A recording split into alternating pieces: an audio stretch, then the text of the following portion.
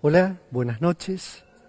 Vamos a seguir caminando juntos en búsqueda del equilibrio.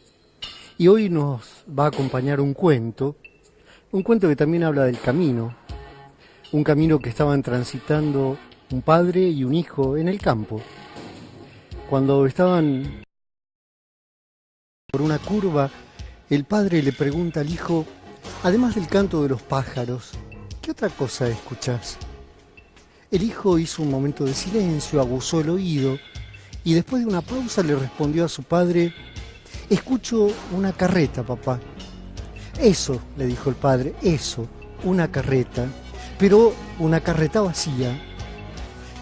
¿Cómo sabes? Le dijo el hijo, ¿cómo sabes que es una carreta vacía si todavía no la hemos visto?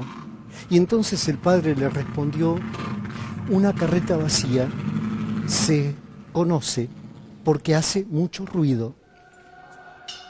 El hijo creció, fue adulto, pero nunca se olvidó de esta enseñanza. Como las carretas, las personas engreídas, arrogantes, prepotentes, también hacen mucho ruido, porque cuando alguien no tiene contenidos, hace mucho ruido, necesita hacer ruido para que lo miren, así como la carreta, cuando no tiene carga, hace mucho ruido. Es triste, pero esta es la realidad, ¿no? Y es la realidad que nos conecta con dos palabras importantes, la autoestima y el narcisismo. La autoestima es un sentimiento valorativo, es un sentimiento que algunos llaman registro de uno mismo. Es el poder conocer las capacidades, los dones, las fortalezas y las debilidades. Es como conocerse a uno mismo en la plenitud de su verdad. La autoestima es una actitud fundamental para poder sobrevivir. Quien no se quiere, quien no estima, no puede quedar en pie, no puede permanecer en pie. El narcisismo, en cambio, es un sentimiento que se basa en el temor al fracaso o en el temor a una debilidad. Es el temor a mostrarse frágil. Es el enfoque centrado en uno mismo, centrado en la inseguridad y sobre todo centrado en el sentimiento de insuficiencia.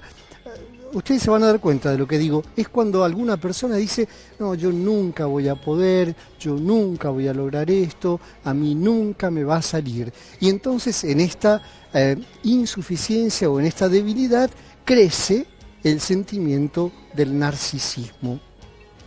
Un narcisismo que va fomentando desde adentro la envidia y la rivalidad, porque yo quiero hacer lo que vos hacés y entonces me voy a enfrentar a vos como si fuéramos enemigos realmente. La autoestima asegura la cooperación y la comprensión en lugar de la envidia y la rivalidad.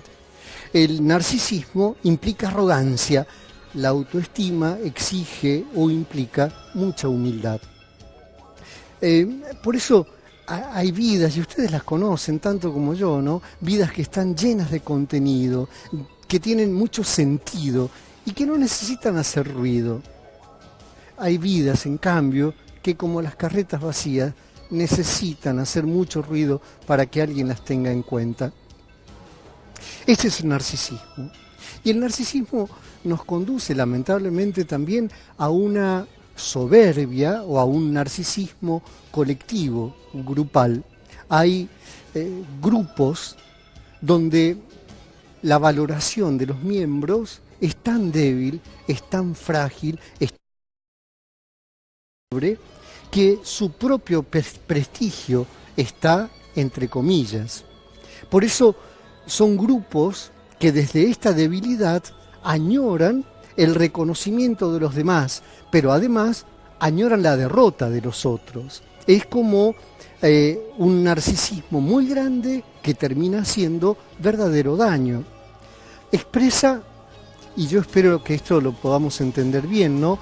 Expresa una cierta nostalgia por aquello de la raza superior, ¿sí? a ver, colonialismos, esclavitud, nazismo, antisemitismo, nacionalismos exacerbados. Todo esto es, en definitiva, el grupo que necesita narcisistamente encerrarse en sí mismo y pretender simplemente el reconocimiento de los demás desde la muestra de superioridad, ¿sí? Desde la muestra de intolerancia, intimidando a los otros con exhibiciones externas de poder. Yo soy poderoso, entonces va el grito, yo todo lo puedo, y entonces va el temor hacia los demás. Sí, lamentablemente hay muchos grupos que tienen este narcisismo grupal que hace florecer permanentemente violencia y rivalidad. Lamentablemente estos grupos permiten construir también lo que llamamos una teoría de la conspiración. Es poner un enemigo en común que ayude a consolidar la uniformidad de este grupo. Teniendo a alguien afuera que nos sirva de enemigo, nosotros terminamos uniéndonos, dándonos.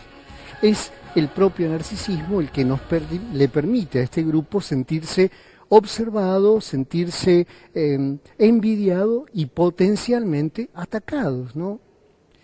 Y esto, lamentablemente, yo tengo que decirlo así, ¿no? Me pesa, pero bueno, en nuestro país muchos hablan de grieta. Yo hablo de las grietas, porque muchos grupos terminan encerrándose narcisistamente en sí mismos y dividiéndose absolutamente de los otros.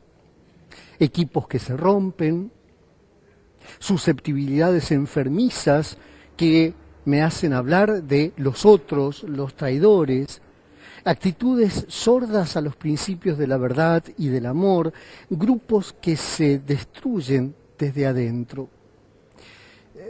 Basta, ¿no? Creo que esto hay que terminarlo de una vez por todas. Desde la autoestima, sin ser narcisista personal, desde la autoestima de los grupos, pero sin ser cerrados narcisistamente, es hora de que construyamos gente con contenido interno, grupos con verdaderos principios. Es hora de que empecemos a cerrar las grietas que el narcisismo nos está provocando. Dejemos de mirarnos el ombligo, por favor. Pensemos en el otro. Por favor, esta será nuestra tarea hasta el próximo lunes, en que nos volveremos a encontrar, si Dios quiere.